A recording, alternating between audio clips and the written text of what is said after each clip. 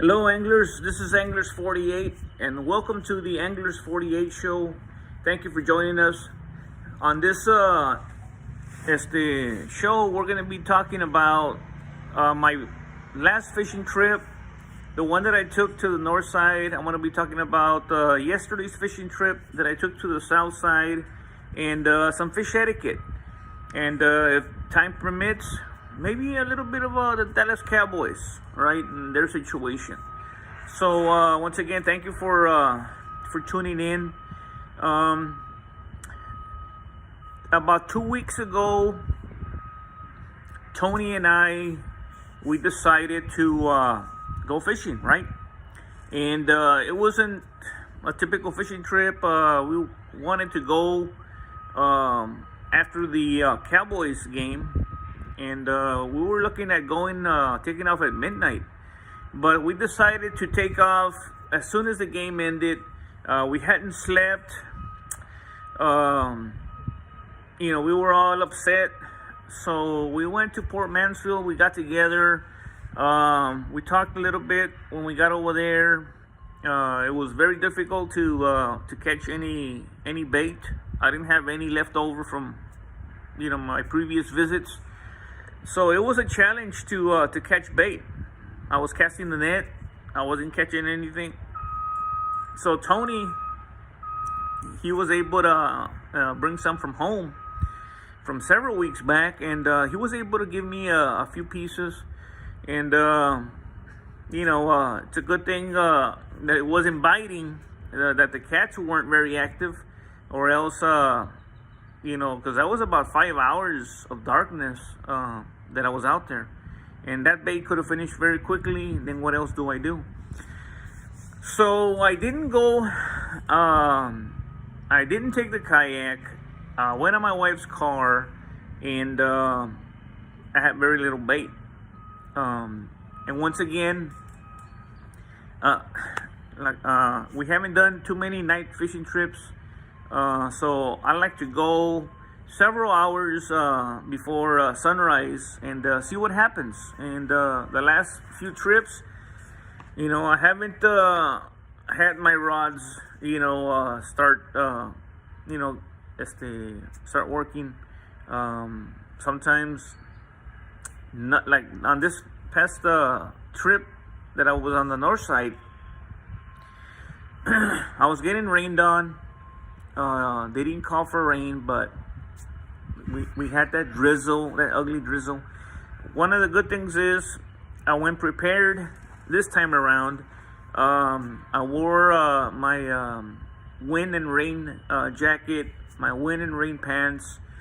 So as far as cold and rain, I was gonna be fine, right? Now I did go on the heavy end, right? Usually I like to go light when I'm, when I have to walk and stuff. But I wanted to take more than one pole, as good as it can get with just one pole, one hook in the water. So the plan was to take 2 poles and then disassemble the reel and put it away in my vest, and just drag the pole in the morning when I start fishing. Luckily, it floats. I didn't realize that. So, and I took one of those stakes. There's no way I want to be holding 2 poles for 5 hours. So I took a stake, and then I was, kind of walking heavy. So there was no bites, maybe one catfish, if anything. I knew that I was gonna start to get a little sleepy, a little tired, so I did lay down. I made sure there was no critters, nothing around, right? So I lay down for a little bit, and Tony, he stayed back, fished off the pier a little bit there on the north side. He did see some people leaving, and they had fish. They had trouts, reds, flounder, So some people were doing good there on the pier. He couldn't get any sleep, just there, by the truck.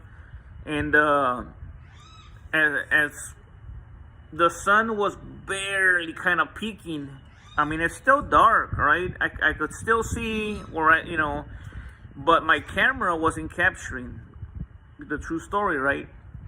So you can see, but the camera still sees it dark. So I went in the water. I called Tony before I got in there, and he didn't answer. And I was like, I hope he doesn't fall asleep, and wakes up and it's already 8 or 9, So I had no clue to what was going on with Tony, right? And my second cast, I catch a keeper trout, nice trout. And I turn on the camera, and the camera captures darkness, right? So that was the only action that I saw, that I had that day. Since I was running heavy, right, I was carrying the stake tied to my waist, all the gear, the vest itself weighs a couple of pounds. Hadn't slept. Then with all that stuff, you get dehydrated a little bit. So I started waiting, and I started fishing towards the port, right? Instead of going north the way I always do, I decided to meet Tony. So I'm fishing, and the people are, it's beautiful morning. I see other anglers kind of showing up, and nothing, no bites, no hits. What's going on here? And I get a phone call. And again, I have all this stuff on me. And I knew it was Tony. I have that little particular ringtone for him. And he called again, and I start taking things off. I answer him, and I'm like, "What's going on, buddy?" He goes, and by this time it was about 8:20 in the morning, and he told me that by 7:45 he already had his limit of trout. He said he woke up. He said that he headed to the bait shop, bought some live shrimp, and went into the water. He set up his kayak. So by 7:45 he had his limit. He said that every cast was a hit, and this one was small, this one was small, this one was a keeper, this one was small. So he ended up running out of bait, but he got his limit. And I was like, congratulations, my friend, you did it. I, on the other hand, didn't have anything, just that one trout. I did run into Brandon, just by a coincidence. I'm still fishing. I see this guy, right, and he's talking to Tony, saying hi to Tony, and then he turns around and asks me, "Are you Anglers 48?" Yeah. And he goes, "It's me, Brandon." And I'm like, "Hey, Brandon, he and I, we check, our stuff out. He catches and I catch, and we talk. But it's the first time that, I was able to meet Brandon. So, and that was it. Brandon, he had a great fishing day. Tony had a great fishing day. I saw other anglers out there, and I was looking at their floater, at their stringer, and it looks like they had fish there. So most of the action, if anything, was closer to the port than where I was, right? And the artificial wasn't working.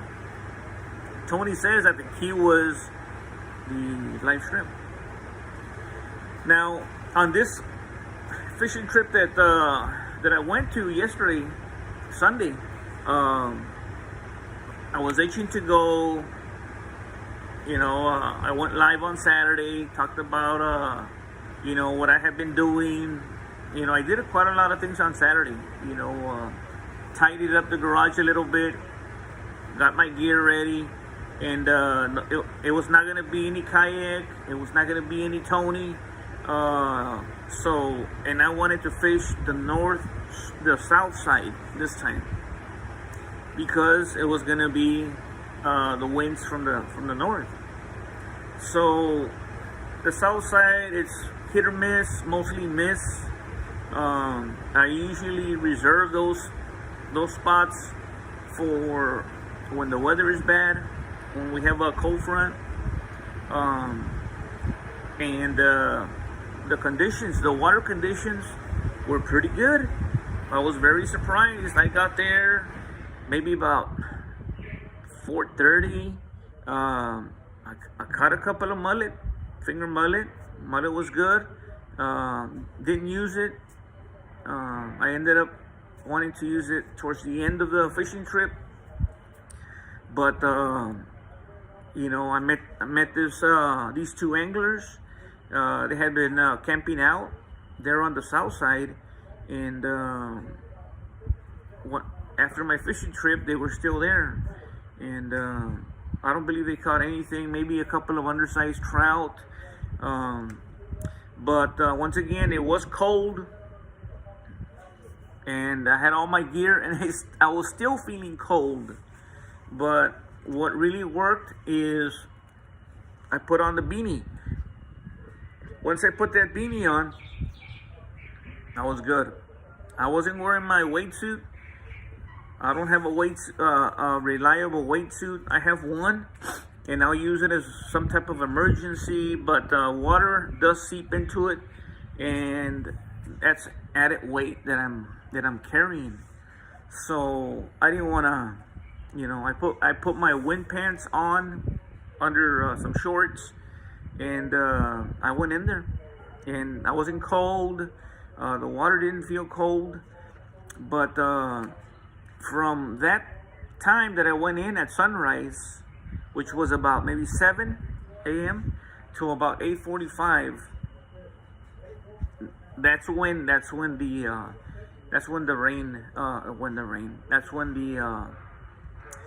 biting stopped.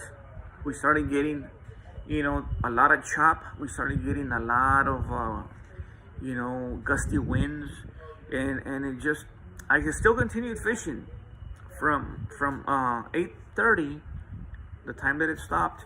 I still continued slinging that rod until about maybe 10:30. So from that time to 10:30, I was still going. I was still trying. I just wasn't getting any hits. So I was able to get 3 keeper trout. Beautiful. This one trout was so beautiful. A lot of meat on it. That one, when I got home that day, I was able to fillet it, and I was able to make a fish fry. And my younger son, who doesn't like to eat fish, he ate fish. I made sure that there was no bones in it. And he's like, "Dad, do you have any more?" I had given some to the neighbor. The neighbor had somebody washing their vehicles. And as I was cooking, I saw the guy working, and I'm like, "Let me take him some fish." So, and my son, he's like, "Hey, do you have any left over?" "Sorry, my friend, I gave it away." So he really enjoyed it. So I need to do more filleting as opposed to cooking it whole, because cooking it whole, it's a different animal, right? You need to be a little bit more careful that you don't eat any bones. And when you're giving something like that to, your child, somebody you love, you gotta be extra careful. Flounder. I was really in high hopes of maybe hitting a flounder. That area usually isn't fished, right? Very few anglers go that way. Everybody goes north, with good reason, right? Because north is always on fire. But I was like, if I'm gonna catch a flounder, it has to be today. It has to be here, right? And I kept on working that shoreline. I kept on working the shore, slowing my retrieve to see if I could hook onto a flounder. And I never could. And I believe the 31st of October is the last day for flounder. Okay, last day for flounder. So from November the 1st to I believe December 12th, if I'm not mistaken, I think I am mistaken on when it ends, you can't catch any flounder. It's off limits. When I reached to a certain point, I was going to take a break. That's when I used the cut bait. They were still alive, not cut bait. And I switched to a leader. I put a finger mullet, and I caught 2 catfish. And I was like, I'm happy with this. It's just too ugly. And the winds kept on hitting me, the waves kept on hitting me, and so I just called it quits. And it's always a long journey back to the port. And I always say, but that's my exercise. The exercise of the week, that's it right there. I don't do much walking here at the house.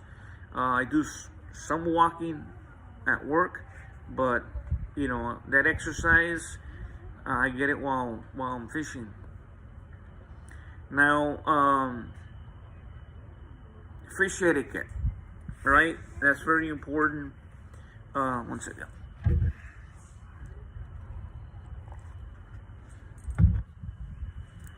Fish etiquette. I am so for it, right? I am so for respecting the space of the anglers that are around me.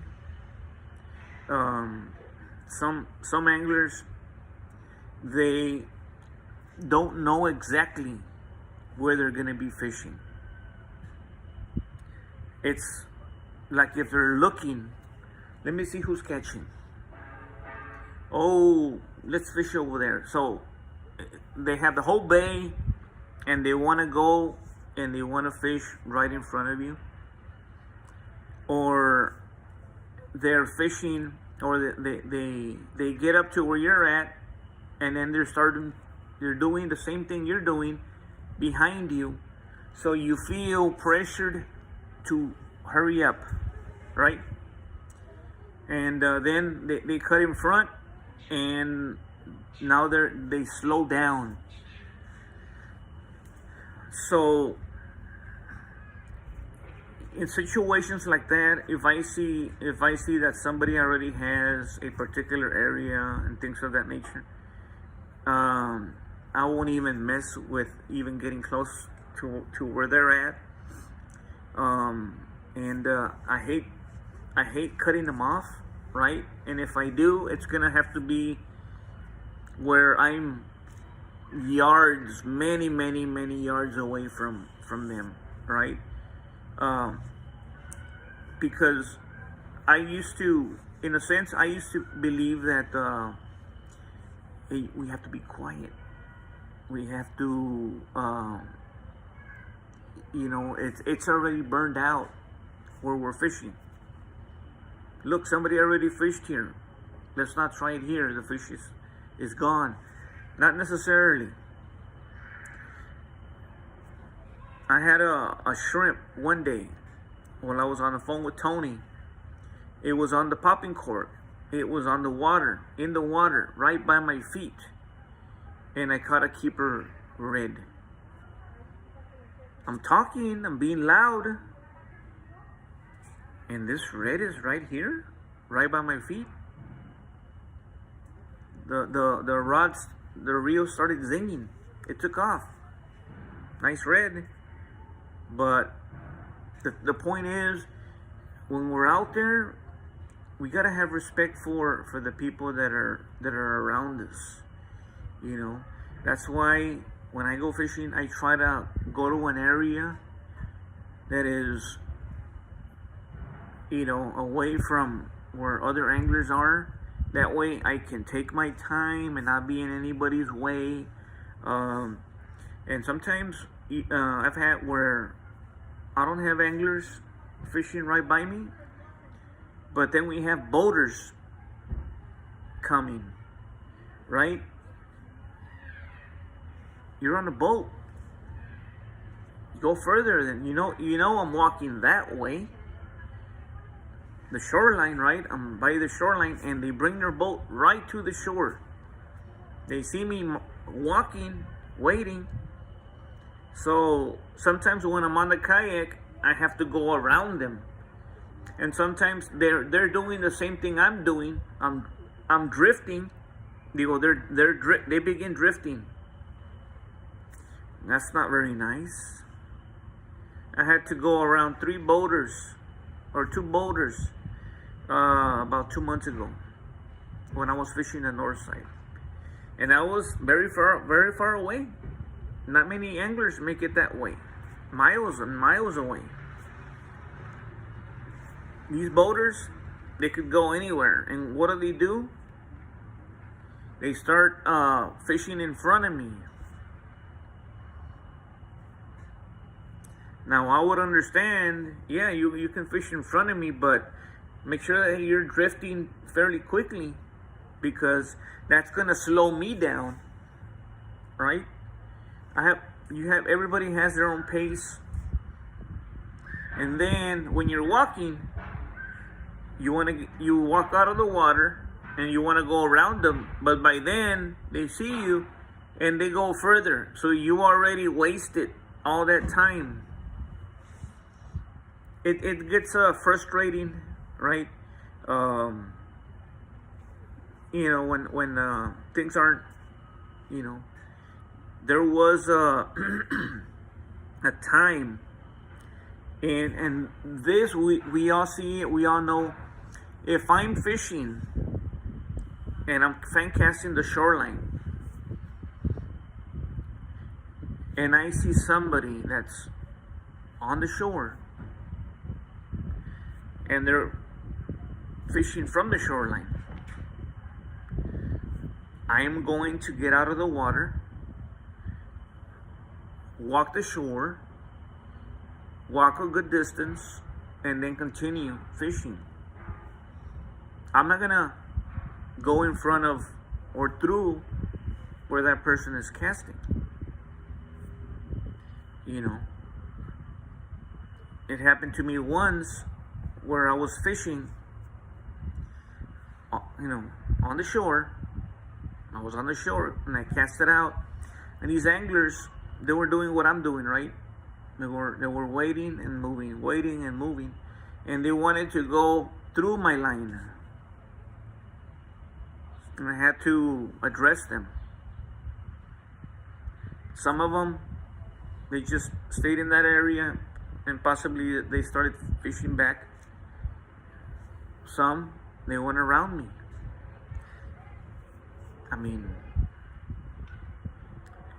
So I just, there are certain things that, and also that shoreline is reserved for those people that are, specifically the one that is closest to the town, for people who are waiting. I'm a boat owner, right? And I'm gonna respect those people by driving my boat, far away from the shore where I'm not gonna impede them. I'm not gonna go behind them, right? No. Go a little further from where they're at, a little further from the shore from where they're at, and then drive your boat. Some people, they go behind you. Some boaters I've seen, they're going between fishermen. I just don't get it. I don't understand it. That area is for waders, not for boats to go through. And I've seen the airboats right on the south side. those guys, not all of them, right? But those guys, they see you and they go around you, right? They're very loud. They move so much water around. They produce so much wind, but yeah, fish etiquette. That's why I don't like to go to Gaiman's Bridge. That's why I don't like to go to El Puente de los Lobos, because there you're fishing shoulder to shoulder, shoulder to shoulder. I don't like that. Lines are gonna be crossed, and I mean that literally. But I also mean not literally. People are gonna push the boundary, and I've seen it. We're not happy in our own line. You're here, there's guys here, but you're not happy here. You want to be happy over there. I like that spot over there, so I'm gonna cross all these guys that are next to me. You have space in front of you, right here, but no, you want that space over there.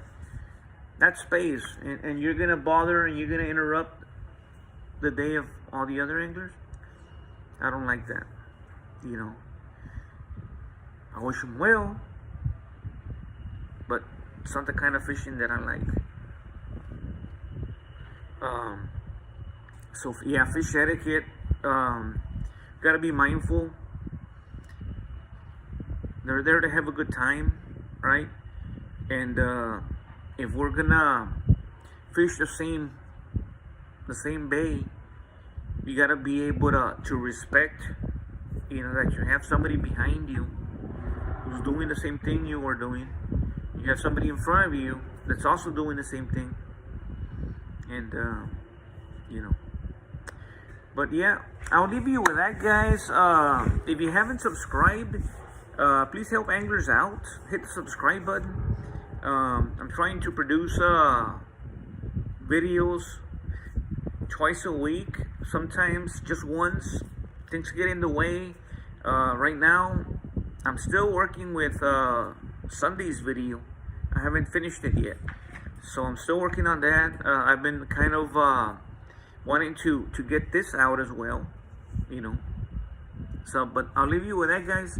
And hopefully this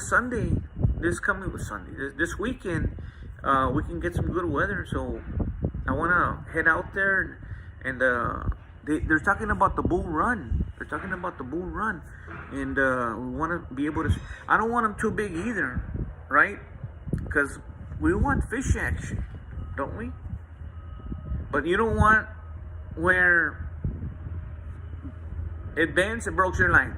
It bends, it broke your line. Remember, my dad says I'm fishing with Mickey Mouse fishing poles. We don't want that either, right? We don't want lines being broken off. Then we won't have anything to fish. So we're looking for some good action, some decent fish, but I mean monsters. Maybe for Tony, because he's got some nice line. Oh, quickly before I go on the Cowboys. Well, the only thing that's gonna doom the Cowboys is themselves, obviously. It helped that the 49ers lost and that the Eagles lost. If you want to have a good day of watching football, that's a good day right there. You see, Cowboys did good, and they didn't even play on Sunday. The game's gonna take place in about an hour, so we'll see what happens. They're playing against Kellen Moore, but if anything, I think it has to be Dak Prescott.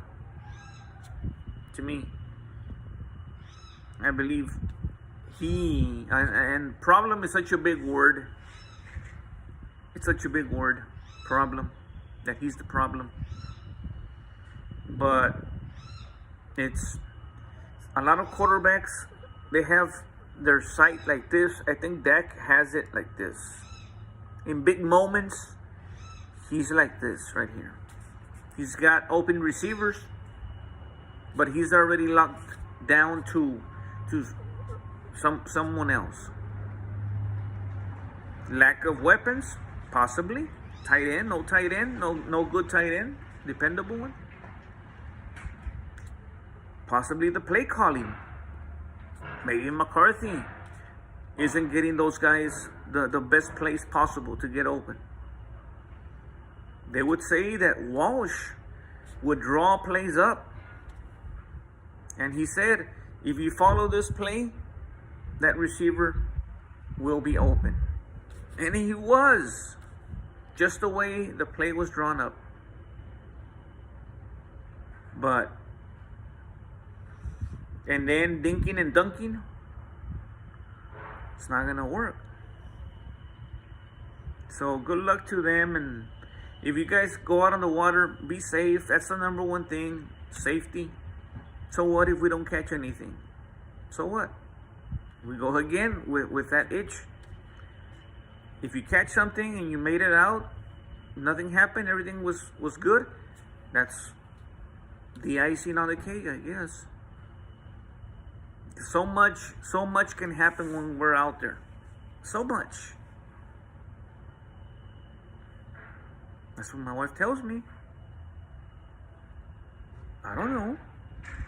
What if I go out there and all of a sudden those gators that people talk about surprises me? There's wild boar. Have you seen those wild boar? Protecting their young, protecting their territory. You can gore me. And those things are fast. We don't know. The kayak can flip over. Anything. That's why very important, safety. You know, if you catch something and you make it back, good. Just look at my other fishing trip. Everything was going really good. Fish on, fish on. Fish on here in Port Mansfield. What happened? I almost died out there. Dehydration. Heat exhaustion. I had to leave my gear. I had to leave my catch. It was either that or my life. Interesting. You know, I kid my wife sometimes. If anything ever happens to me out on the water, just make sure that you upload that video.